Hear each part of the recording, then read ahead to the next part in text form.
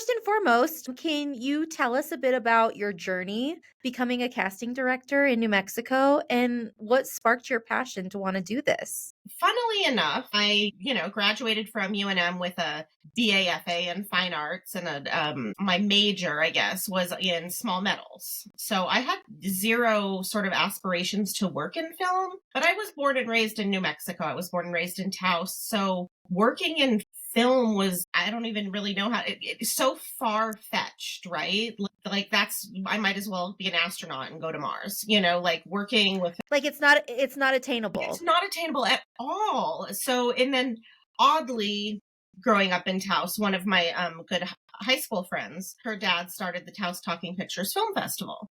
So I would volunteer and, work with that when the time came. So it was like oddly film stuff just kept sort of circling me. And it was probably the universe saying like, this is where you're going to be. And I still was like, I'm going to be an art teacher. I'm going to go to, I just was right over my head. And then, yeah, I ended up in Taos for a semester. I went home to take care of some family stuff and ran into a casting director there who my mom actually ran into the casting director who auditioned my little sister for a movie called Off the Map, directed by Campbell Scott. And my mom was like, well, wait a minute. I have another daughter who actually needs a job.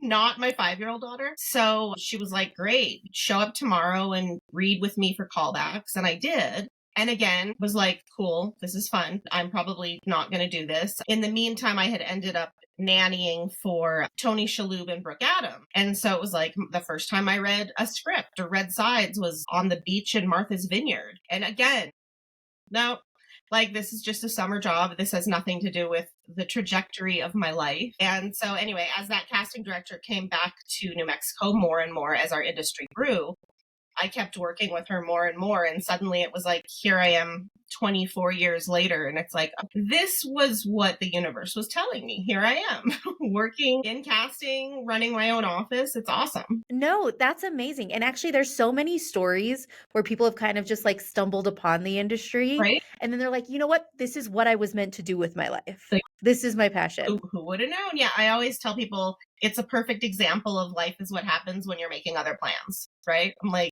I'm going to Absolutely. do, here I am back in film. I'm going to do this. Here I am back in film. So it's awesome. I mean, I'm so, so, so grateful to be able to be working in such an unattainable, which is now obviously very attainable industry in the state that I was born and raised, in the state that I'm raising my children. And, it's like, it's not just a career, but it's a life, which is, I feel really lucky to have here, particularly. No, that's amazing. And we'll get kind of more into the industry here in New Mexico.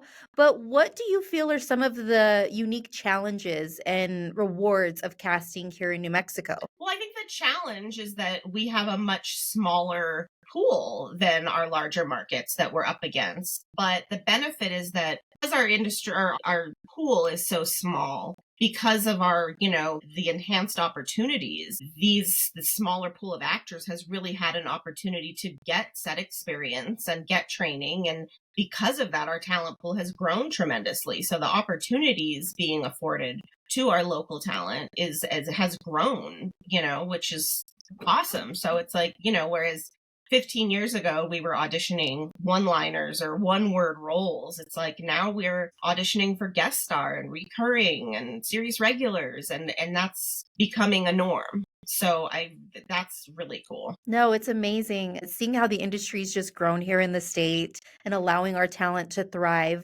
So what qualities do you look for in actors when you're casting for a project? Authenticity, which I think probably everybody says that, but being able to really embody a role in a very genuine way versus, I do a lot of one-on-ones with actors where I talk with them and get to know them. And then, some of those actors, when I see auditions or I see self-tapes, it's like, yes, I'm seeing you in this and that's really awesome. And then some people, it's like, I talked to you for an hour and a half and who is this person auditioning for this role, right? Like you're pretending to be something else when really bringing your own unique walk of life to each role is what makes characters interesting. So Yeah, definitely. And that's that personalization and I would think brings out the character even more because it has a little bit more attachment with the actor. exactly. And, I try to remind people, actors, that, it's like pretending to be someone else is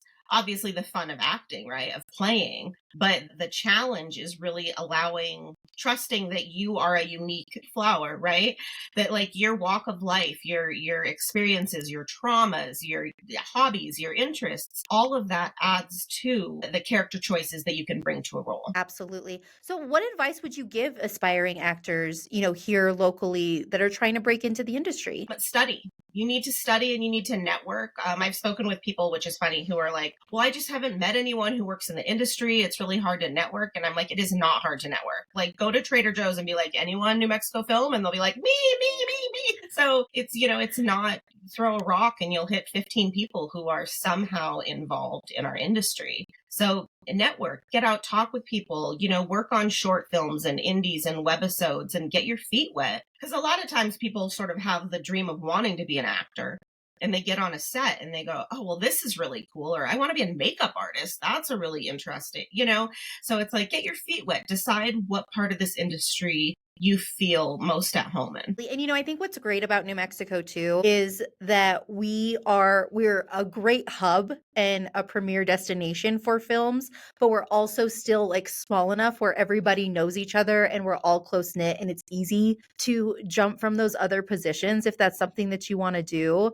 And like you mentioned, networking, we do just have a really close knit network in our industry that it makes it easier to break out and get into the things that you're interested and passionate about. Totally. And I love that. I mean, I love our industry as a whole, worldwide, but our community is, I mean, the best. And I when we were back doing in-person auditions, it always, just exploded my heart. But, you'd have a waiting room full of, 8 women who are all similar types auditioning for the same role, and they would be encouraging the others, like, break a leg, congratulations, I heard you booked that role we were both up for last week, like, that's awesome, or come over for cocktails this weekend. It was never sort of the catty. Yeah, Competitiveness. I mean, I think it was still there, but it was like, all ships rise. So it's like, if you go into your audition knowing that you have support from your competition in the waiting room, you do better. And when you've given somebody that sort of support, you feel better. I mean, that's just like what the rules of life. It's like, if you're a nice person, you are around nice people are nice to you. So it was really nice to see. And I spoke with a lot of people who, had auditioned in LA or came from LA, and they were like, oh my gosh, you walk into a waiting room in LA and your competition is giving you the up and down, like, who are you and why are you here? And I hope you don't book this role. And here it was so much support. I mean, we had our old cowboys, would come in. And I remember one time, one of our old cowboys was literally in the audition room talking up one of the guys in the waiting room. He'd be great for this role. And we were like, dude, wait, let's see your audition before you're trying to sell your friend. And I think that that's something very unique to New Mexico. We're not just Hollywood. We're Hollywood with heart and soul. And we really do take care of each other and support each other. I love that, Hollywood with heart. And with that, it would take the edge off during an audition because you have that level of support. And if the person that you're cheering on in that room ends up getting it, you're thrilled. Like, it's just a great support system. Yeah. And I would say that to people. It's like, as a New Mexican community, if you don't book that role, you really better hope that it's somebody else in our community who books that role. Because overall, if you're rooting only for yourself and nobody else does well, then the role goes to LA, right? And then more roles go to LA. And we want more roles going to New Mexicans. So root for your friends. And once, we're booking more and more New Mexico actors, again, the opportunities grow. It's like, oh, the productions come in, like that production cast, 87 roles in New Mexico. Let's see what they can give us for this. So it's like the opportunities get much bigger. Yep. And that momentum just continues to grow. Right. No, absolutely. So what are some current trends that you're currently seeing in casting? I don't know that I'm seeing a lot of trends, one of the things that I think is really sort of cool in terms of now that we're in the self-tape world outside of, in-person auditions is it's given a lot of creative license back to the actor. So when actors would, traditionally come into the room, we would, as casting directors, we want to see it like this or we want to see it like that, which was obviously invaluable information. But I think it took a lot of the creative license away from the actors versus like I came in with this really great idea. So with self tapes, I'm seeing a lot of the actors who would traditionally give us what they think we want. But then there's this handful who have really grabbed that license and are like, I want to show you what I have. And so that's been really fun, the trend of seeing actors really bring something interesting and unique, whereas they're trying to sort of fit into a mold. Now they're like, this is it. This is what I have. And do you see a difference now with self-tapes, because you can kind of feel the energy of the room a little bit, are they at ease a little bit more in being able to do that themselves and make sure that they're putting their best foot forward? They are. And I think that's just the comfort of, being at home with your camera that you can try it 25 different ways until you're like, oh, this feels good versus going into a room where you've got one or two, maybe three different tries and you get in your car and you cry the whole way home going, oh, if I just had one more, I could have really nailed it. So yeah, I think there's definitely a comfort level with that. But I also hear the flip side from actors who say, I was so much better in the room. Like I was really, better at like sort of feeling out that energy and winning over casting or the director, whoever was in the room. And it was like, I totally get that too. I miss seeing people daily. But everything evolves, right? Like this is our industry has just evolved into sort of this new way of things. So I think it's cool. I mean, everything evolves. Let's just move with it and see where it goes. Yeah, absolutely. So what advice would you give to filmmakers who are looking to cast their projects here in the state? I would say do not dismiss the incredible talent we have here. I spoke with a producer down south not too long ago who was talking about a project and was saying, well, obviously we'll have to get the bigger roles from out of state. And I was like, no, not obviously. Like you've missed the boat if you think that LA still has the strongest actors because sure, of course they have strong actors, but we have such a strong talent pool that can hold their own with huge roles. So, don't dismiss the talent that's here across the board, cast and crew. And you have a plethora of knowledge with your extensive filmography, especially here in the state. You've worked on some of the largest projects that we've had here. What have been some of your favorites? Honestly, one of my very favorites movies was Hell or High Water, just because I really loved the story of it, which is a lot deeper than just like these two sort of misfits robbing a bank, right? It was just like had so much deeper meaning that I really loved. And of course, Better Call Saul, having the opportunity to take over that last season was invaluable on a million different levels. Working with that crew was, my God, a gift from the universe. Just they're such a well-oiled machine and it just really, they make everybody feel at home and like their family and they fully trust everyone that they've brought on board. So I really do feel spoiled rotten for having the opportunity to work with them because it's just so many productions after that. I'm like, oh, you need to talk to the Better Call Saul people. They know what they're doing. They can walk you through this. They're so good. They're so strong and so kind. Actually, yeah, that was one of the biggest projects that helped pivot us as a larger industry here. That, of course, and Breaking Bad, which this was a spinoff of. And so it was the same family. And we've seen folks who have worked on other projects and they're like, this is a family. Like we bring our family into the next series that we have coming into because we all just absolutely adore working together. That's exactly it. And everybody, I think because they've so meticulously built this family, it really is trust and care. Everybody knows which lanes to stay in and who they can ask for help. And there's never any animosity or any competition. It's like, okay, let's just go with this family. Like, let's take care of things and just kindness all the way around. Yeah, they really do handpick some fabulous people from the top down. Well, and that they've trained up a ton of folks to continue to have that mentality and those skills and broadened the skill set here in New Mexico for the plethora of opportunities available in the industry. Totally. In your perspective, how does the film industry impact New Mexico and our community and our economy? And just how impactful do you feel that it is to New Mexicans? Huge. I remember, bef- I don't want to say before the incentives, but sort of when everything was like, coming to a head in the legislature and elsewhere, it was a lot of, well, film only benefits a few people. And it was like, I remember being in one of the roundhouse sessions, and there was um, a family who owned like a water company, and it was just one guy in his truck. And he now, employed like 25 people. And it was like, this is just a small family owned business. And I try to tell people that it's like, because right now, obviously, for the past couple of years, we have been slower than normal, but it impacts servers in restaurants who suddenly aren't making the tips that they did, or seeing the hotels, the maids, the customer service people, the gas stations, the car rental companies, like all the way. I mean, it just benefits everyone on so many levels. So it's like, I'm always trying to say, like, this has impacted you whether you know it or not. It has. The elementary school that my kids went to, because of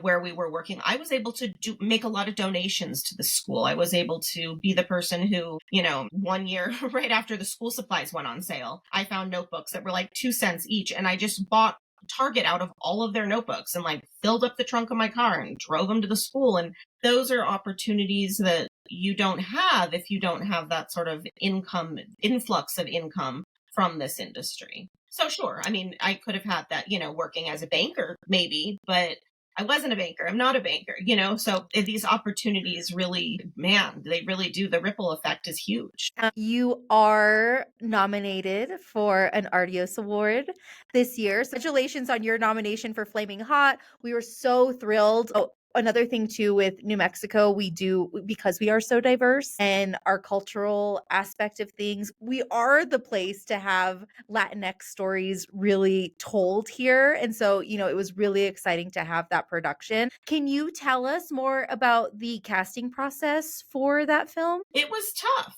It was tough because, as you know, the problem with casting, I think traditionally, and this is probably nationwide, is there's a lot of stereotypes that go into casting, right? I try very hard to move outside of those stereotypes. So it's like, and I also, having grown up in New Mexico, I'm very familiar with Latinx, the community, the culture, etc. So it was really tough trying to sort of hone in on that cultural authenticity versus the cultural stereotypes. So, and I think that's just a challenge for all of us, going forward too. It's like, we don't want to fulfill stereotypes, even though a lot of times that's sort of what brings viewers in, right? So it's like, no, we want to show you the authenticity of who these people are and what their upbringing is and what their cultural values are. So do you feel that, being in New Mexico and, further understanding what the Latinx and Hispanic culture really looks like, you were able to really authentically cast for the Yeah, film? I think so. It was a little bit tough because I mean, it was,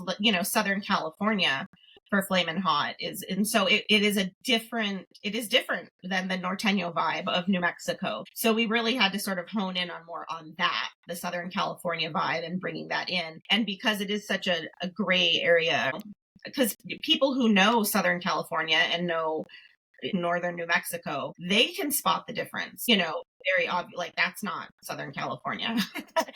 So it was, really trying to find that balance of what feels real for Southern California versus New Mexico. Now, I also know that you conduct trainings and really help people grow and thrive as actors here. Would you mind sharing what it is that you offer and how folks can find you and learn more about, your trainings? Yeah. Well, the one thing I've been working on a lot lately, which I'm a people person. Probably it would be embarrass my mom, but when I was young, she asked me once what I wanted to do, and I said I wanted to be a secretary or a waitress. And I think in my young mind, that was just, I wanted to work with people. I like working with people. I like serving people. So I've been doing one-on-one Zooms with actors where we just talk, and that has been really soul fulfilling in this self-tape world where we're not really getting to connect with people on that level.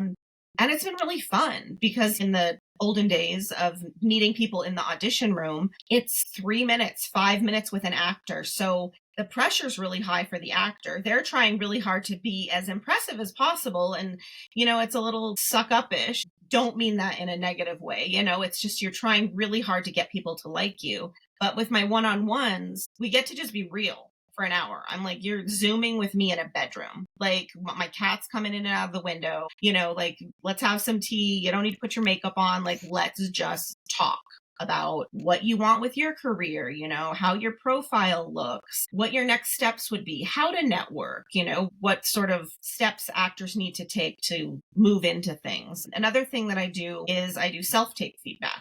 So because that's sort of, actors are constantly like, I don't know how that audition went. Like, I don't know. You send it off into the ethers and you're just like, hopefully it was good. Hopefully it didn't end up in the trash, so that's been awesome. I know actors really appreciate that. Like, this is an audition that I sent off for Angelique 3 months ago. Could I have done something differently? Was this strong? Was that not, is my background distracting? Whatever it is. So we're able to sort of walk through that, what the strong points and the weak points are. No, that's wonderful. So how, if somebody wants to sign up for any of these, one-on-ones, how would they go about that? They can find me mostly on Instagram, and then there's a ton of information there. And on Instagram, I had to look it up because I never remember. It's Marie McMaster _CSA. Awesome.